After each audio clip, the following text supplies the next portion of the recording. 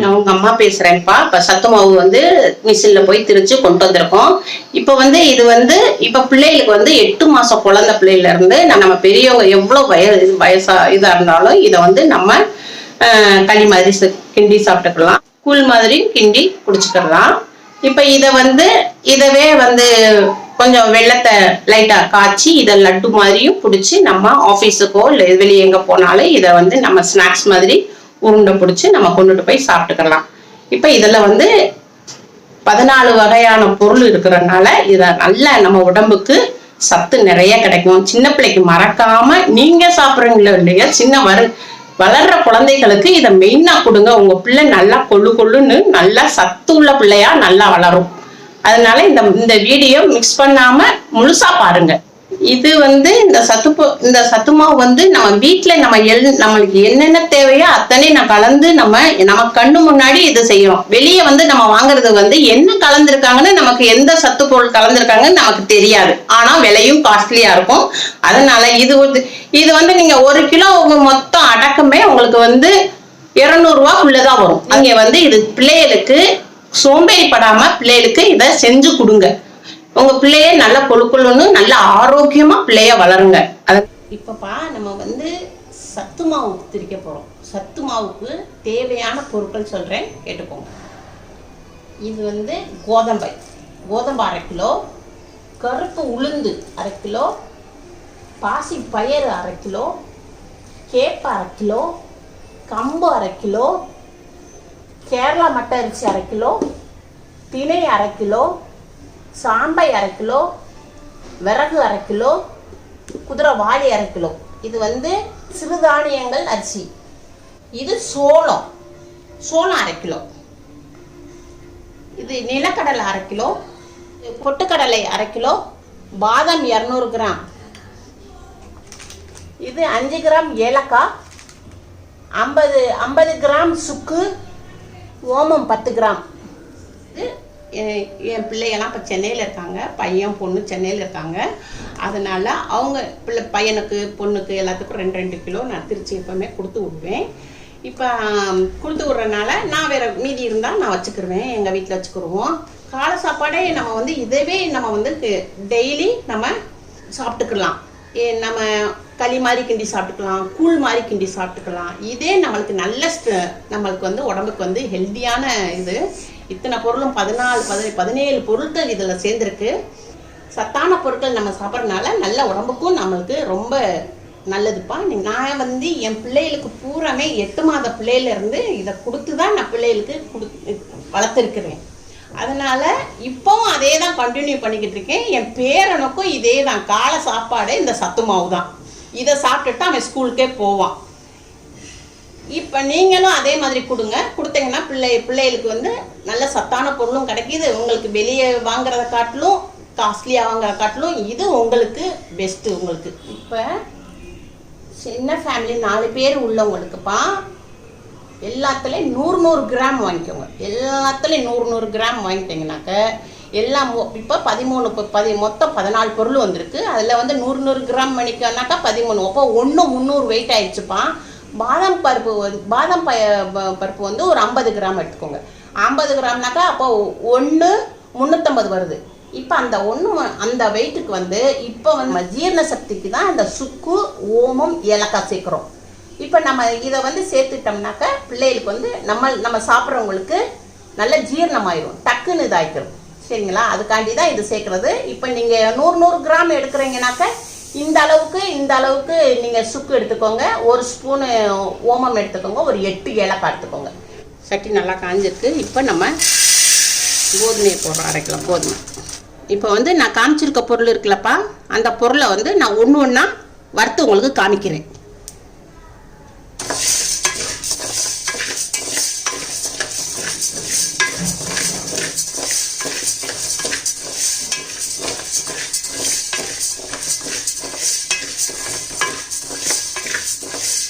இப்போ பாருங்கப்பா, இப்போ வந்து நல்லா வறுத்துருச்சு, நல்லா ப்ரௌன் சைடாக வந்துருச்சு. நல்லா இப்போ வந்து கோதுமை வந்து வெடிக்குது பாருங்கள். இப்போ வெடிக்குது. நம்ம வந்து நல்லா 4 பக்கமும் நல்லா கிளறி விடணும், இல்லாட்டா ஒரு பக்கமாக இருந்துச்சுன்னா கருக ஆரம்பிச்சிடும். இப்போ நல்லா டப்பு டப்பு டப்புன்னு வெடிக்குது, நல்லா வறுத்துச்சு. இப்போ நம்ம எடுத்து இதை ஒரு பாத்திரத்தில் மாற்றிக்கிறோம்.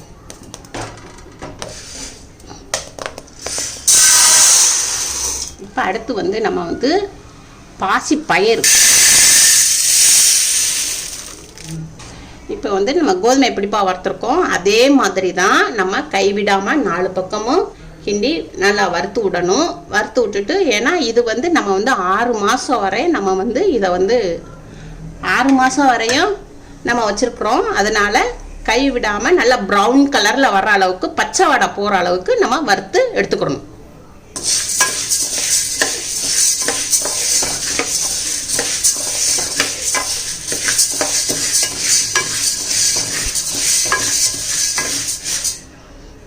இப்போ பாருங்கப்பா, இப்போ நல்லா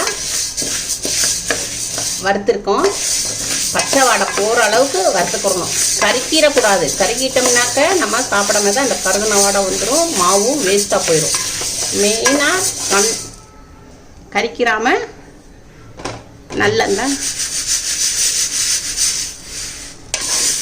நல்லா வறுத்தாச்சு. இது பாசி பயிறு நல்லா வறுத்தாச்சு. அதையும் நம்ம கொட்டிக்கிடுவோம்.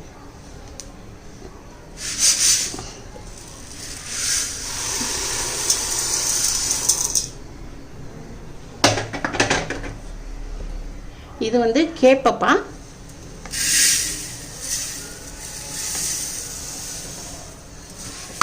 இதையும் நம்ம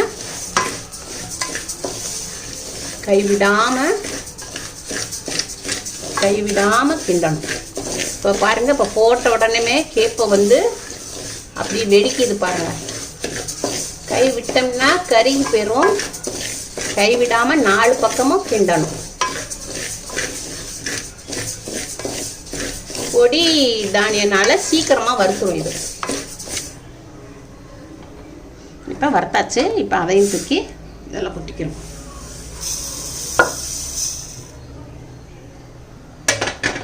இது கம்புப்பா.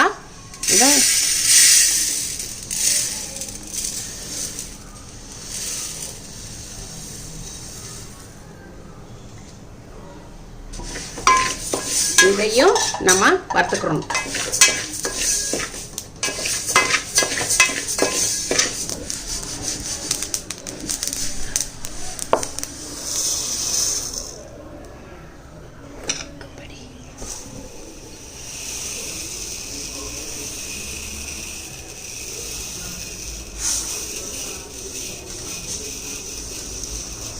இது நம்ம சூடா இருக்கு, ஆற விடும்.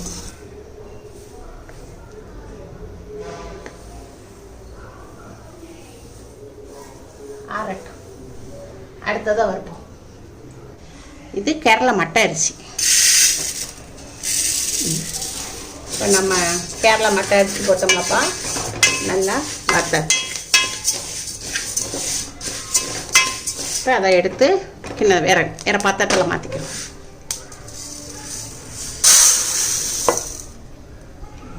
அடுத்தது சோளம்.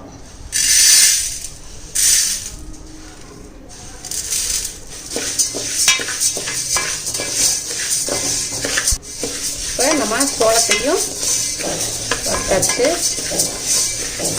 நல்லா ப்ரௌனாக வந்துருக்கு. அதை எடுத்து வேற பாத்திரத்தை மாற்றிக்கிறோம்.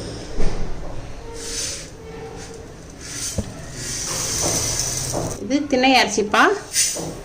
இப்போ நான் அரை கிலோ இருக்கிறனால நான் தனித்தனியாக எடுத்து வறுக்கிறேன். நீங்கள் 100 கிராம் இருக்கிறனால 4 அரிசி. இப்போ சிறுதானியம் இருக்கு இல்லையா, சிறுதானியத்தில் 4 அரிசி இருக்குல்ல, அந்த 4 அரிசியை சேர்த்தே நீங்கள் வறுக்கலாம். டைம் உங்களுக்கு மிச்சமாகும்.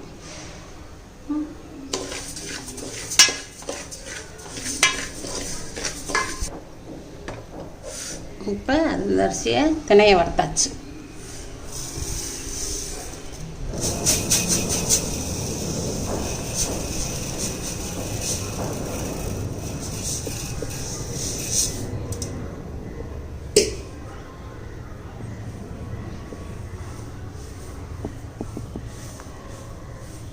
நம்ம இதை வந்து ஆற விட்றோம். ஆற விட்ட பிறகு தான், நல்லா ஆறின பிறகு நம்ம மிஷின் கொண்டு போய் அரைக்கணும்.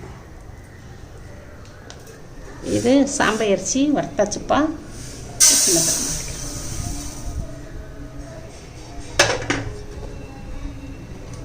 இது குதிரைவாளி.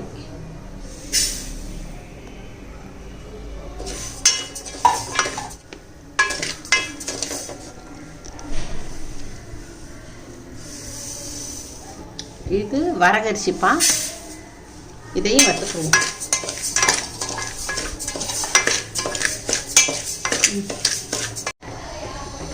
வரகரிசிப்பா, இது வறுத்தாச்சு. இப்போ பாத்திரத்தில் மாற்றிக்கணும். இப்போ வறுக்க போகிறது கருப்பு உளுந்து.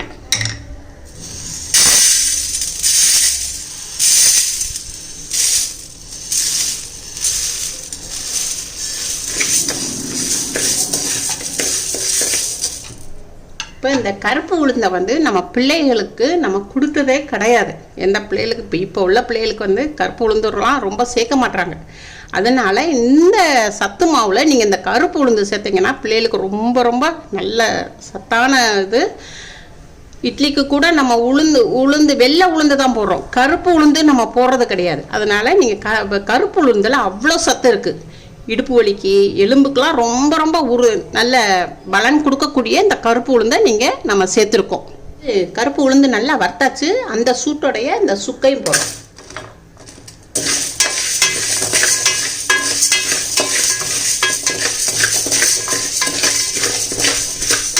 இப்போ அதில் ஏலக்காவையும் போடுறோம். அதில் இந்த ஓமத்தையும் போடுறோம்.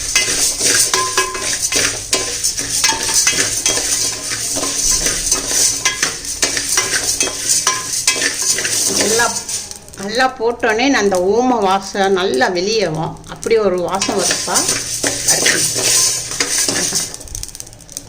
இப்போ எடுத்து நம்ம இதில் எடுத்து கொதிக்கணும். அதே சட்டியிலே பாதாம் வறுக்கிறோம். ரொம்ப வறுக்கக்கூடாது, சும்மா சூடு ஏற வரை கொஞ்சம் வறுத்து போட்டுக்கணும். அதையும் எடுத்து வறுத்தாச்சு லைட்டாக சூடு பண்ணி. இப்போ பொட்டுக்கடலை,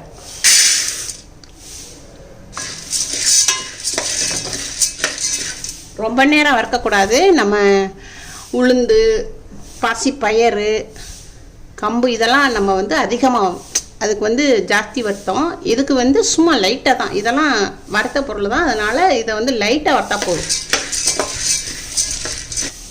இதையும் லைட்டாக வறுத்தாச்சு.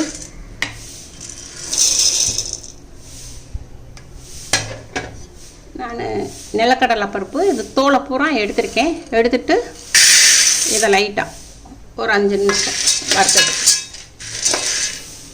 இப்போ நம்ம எல்லாத்தையுமே 17 பொருட்கள்ப்பா. 17 பொருளையும் நம்ம வறுத்து எடுத்து முடிச்சாச்சு. இப்போ அடுத்தது மிஷினுக்கு கொண்டு போகணும்.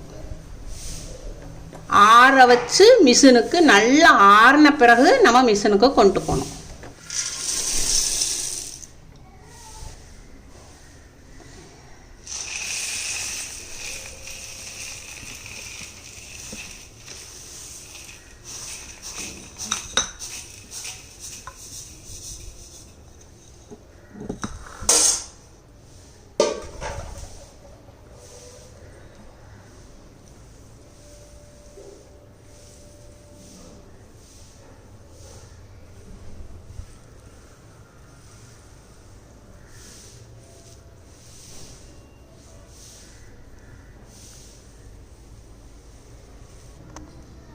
இப்போ நம்ம மிஷினுக்கு போகிறோம் அரைக்கிறதுக்கு.